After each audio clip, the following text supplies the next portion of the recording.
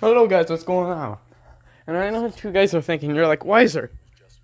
And then you stop there, and I'm thinking, yeah, you know what? I am an idiot. So, here's what we're doing. We are finishing up the stories.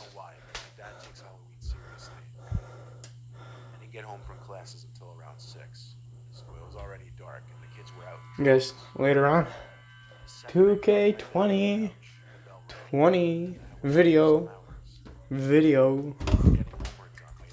Got the water running again. Y'all get to hear the water run. Water running. Even the water so scared, even the water be running. And I so scared I have to sit through it. And for a spooky treat day. I didn't open the storm door. I kind of just watched him, ready to shut the door on him. He stopped waving, then reached for the handle to the storm door and pulled it open. At that moment, I slammed the door shut in his face and locked it. I texted my jump family scare. group chat that some old guy just tried opening the door. Oh. My dad joked that if he does it again, go outside and teach him a lesson. I decided that was it with opening the door for the night. I went back up to my room to finish my homework. Soon, I heard yelling coming from outside. I lost my patience and eventually got up to see what was going on. I slid open my window and looked down. And there was that man again down below, looking up at my window, shouting at me. He was mainly yelling that he needed help finding his son. I didn't believe him for a second. I texted my family again. My dad just said, "Ignore it, he'll go away." I left my room and shut off the light so that he'd go away. Then I went to the basement, which had no windows. I hung out down there to do my work, and all was quiet for a while. Then, flick, the power went out. My initial thought, that man outside tinkered with the electric box outside of the house. I stayed in contact with my family the whole time. After a few minutes, I heard the floorboards creaking above my head. Uh-oh. Someone, as if I couldn't guess who, was inside the house. My mom, dad, and sister all texted me to call the cops. I stayed put in the basement, as it was the safest place at this point. The cops were en route. All I had to do was wait. The basement door then opened. We stepped down the stairs, only halfway though. Even without power, a little bit of light from the upstairs poured into the basement, enough for me to see his legs. Wow. He was standing on the middle step of the staircase. And I swear, he just stood there for like 2 minutes. I heard him mumbling stuff. I won't even pretend I could understand any of it. After the longest, most painfully uncomfortable moment of my life, the man said into the basement, "I can see you." The whole time, his legs were actually facing me. Was he actually looking at me that whole time? Still, I didn't move, nor did he. He continued to stand there until there was a bang at the front door. Then he walked up the stairs, shut the door, and I heard creaking above again. I waited 20 seconds before running upstairs to the front door. By that time, it seemed the man had left my house, because the cops couldn't find him, even with my help. Stupidly, I left the back door unlocked, so he simply let himself in.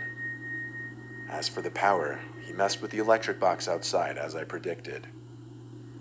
I don't know if he did this on Halloween intentionally, or if it was just a coincidence, but something was wrong with that man. He didn't belong out in the streets. First, President Trump pressured a vote for an investment.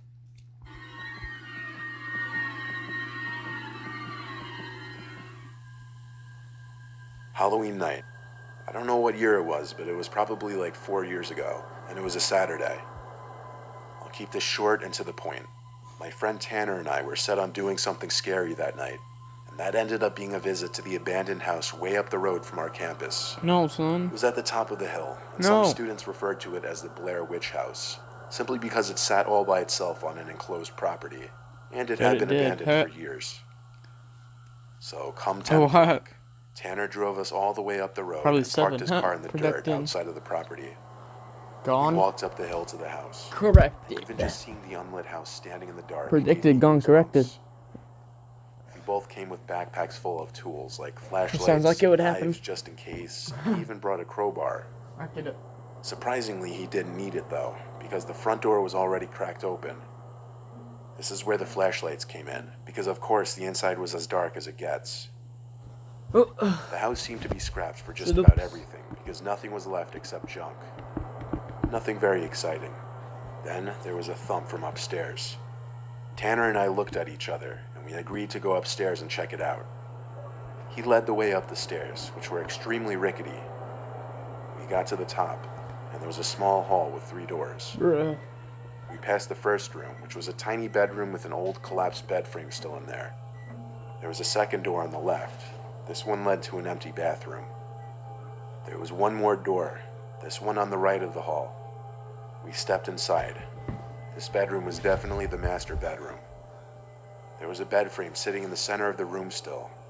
There was once carpet on this wood floor, which had apparently been ripped away over the years. We stepped fully inside the room, looking for what could have made the thumping sound. Then, bang. The door to the room slammed shut, and there was suddenly a white flash that filled the room. Oh. Then another. It seemed like camera flashes. Tanner screamed and opened the door back up to flee the room. I did the same. Neither of us looked for whoever was in there with us. In the moment, we were way too scared. We ran back to the car, and Tanner drove us back to campus. A week later, Tanner sent me a picture through text. He was holding a photograph in the picture. It was of the 2 of us in that bedroom of the house. He said they were left under his windshield wiper in the parking lot of our dorm building. It was of the 2 of us in that bedroom of the house. He said they were left under his windshield wiper in the parking lot of our dorm building.